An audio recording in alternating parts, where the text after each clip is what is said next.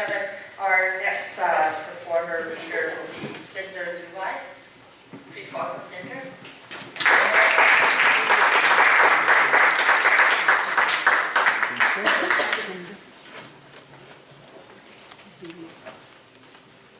I just want to tell Phinder Dulai is a very special poet because he's a government employee like me.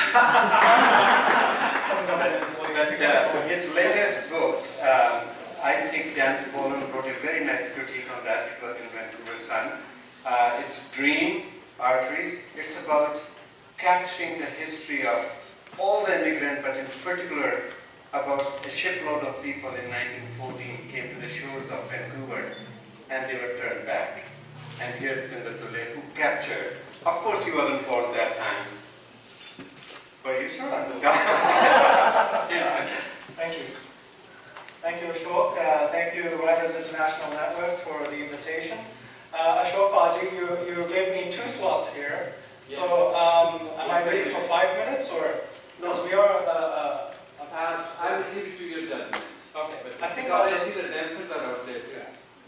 In respect for the other writers. Okay. Well, thank you very much. There's been quite an arc of lyric poetry this afternoon, and I'm not an exponent on lyric poetry. A lot of my poetry is really kind of contained within the social, realistic mode of writing. So, but I do have an autumn poem in this book, and so I will read just briefly. It's a very short poem. It's called Drift.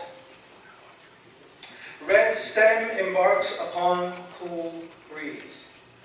An inner music lilts. How sound waves pan over palm. A leaf over velvet hand. Dry embrace.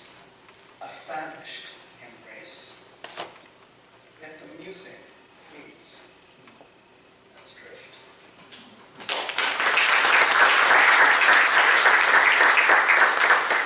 So just very quickly, Dream Arteries is a book, the front section is about the Kamigata Maru ship, but what I decided to do is to take a look at its full nautical history as a ship. And interestingly enough, when you're interested in history and archives, you find out a little bit more of the story. And the ship itself was built in Glasgow on the Clyde River. It became a migrant ship for about 30,000 plus European immigrants to the New World. And so it arrived in Ellis Island, it arrived in Montreal, it arrived in Halifax, and the last journey as a migrant ship was in Vancouver. So that's what I kind of explore in the subject matter, and so that's what I write about.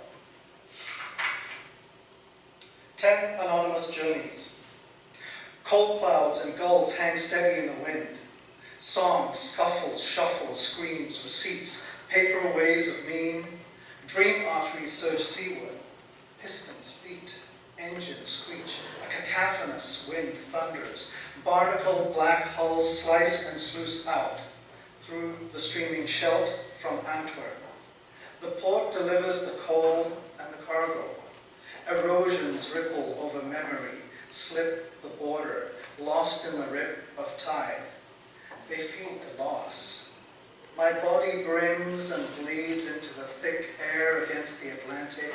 Sisters, brothers, cousins, and great ancestors pass in quiet. Masters Schmidt and Thieles eye the violence in the waters. The flat wind shifts the pattern, the deep distance, the long droning notes of my lungs. We curl into the confluence of the Labrador, breaking through contrarian waves. My hulled hands crash against the tide. To the unloved I will offer part of me. In hope my wards will be made complete for another life, while my indentured life escapes me. Admire me then. Do so when this beauty subsides, when my name ages. Do so when I transmute, shift my name, and become the SS Kamigata Maru.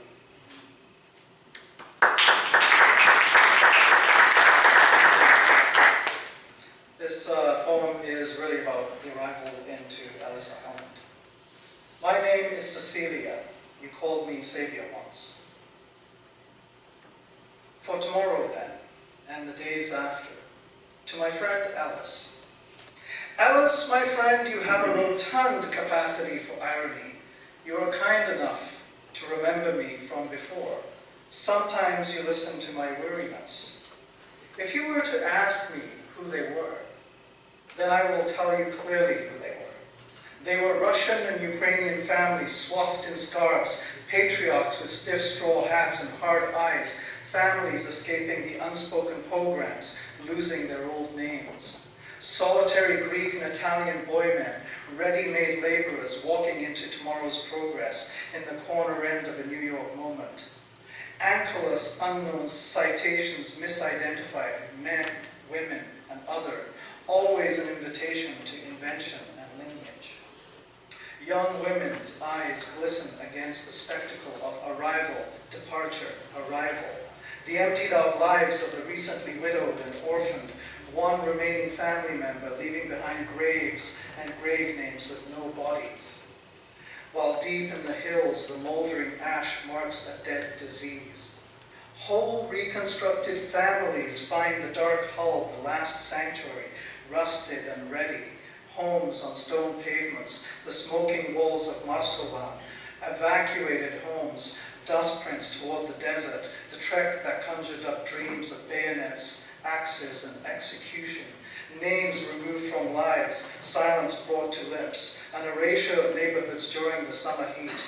Each loved survivor arrived in La Havre, Samsun, Smyrna, stepped into my body, papers full with fiction and fact.